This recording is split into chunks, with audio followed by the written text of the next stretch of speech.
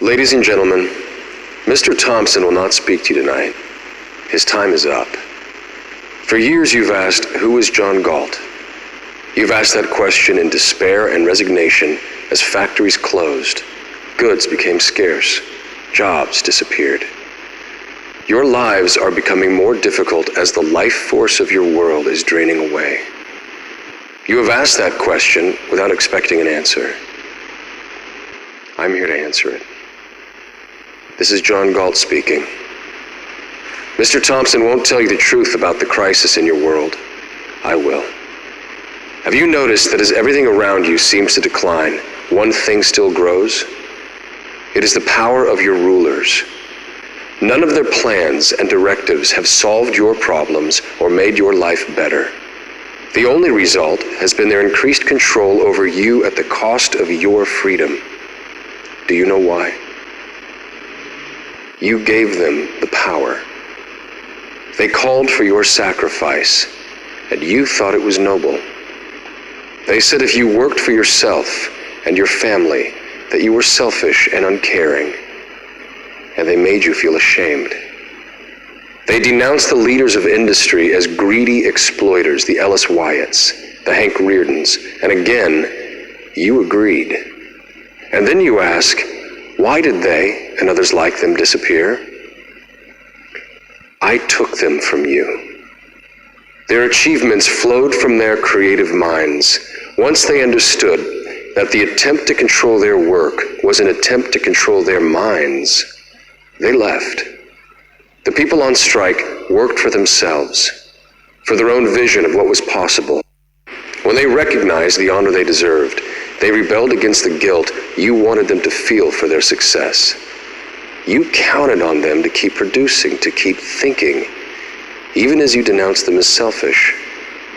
I showed them they were being punished for their own virtues, and I showed them how evil that is. I made it my mission to help these heroes say no. All evil needs to win is the consent of good people.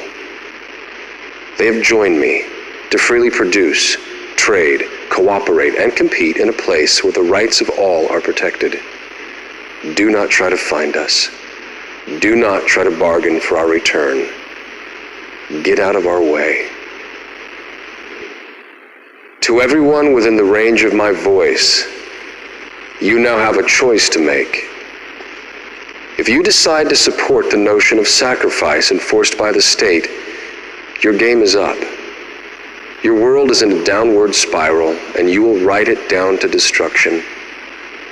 But if you share the values of our strike, if you believe that your life is a sacred possession for you to make the most of, if you want to live by the judgment of your own mind, not edicts from the state, then follow our lead. Do not support your own oppressors. Stop letting the system exploit you. Form your own communities on the frontiers of your crumbling world.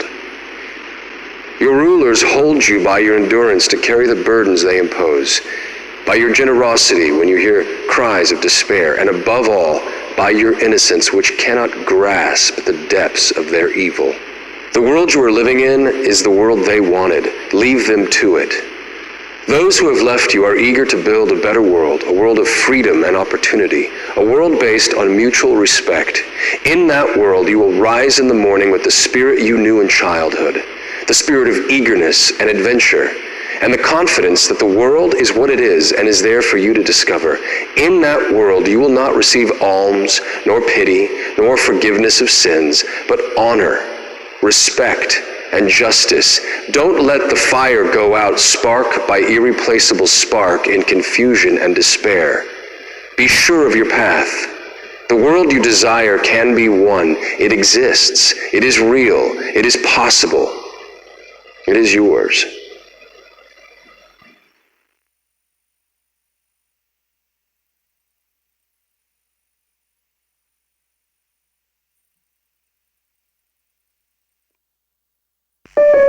Hi, we're the stewards, and our dream is to buy a nice bungalow in the burbs. Modern City.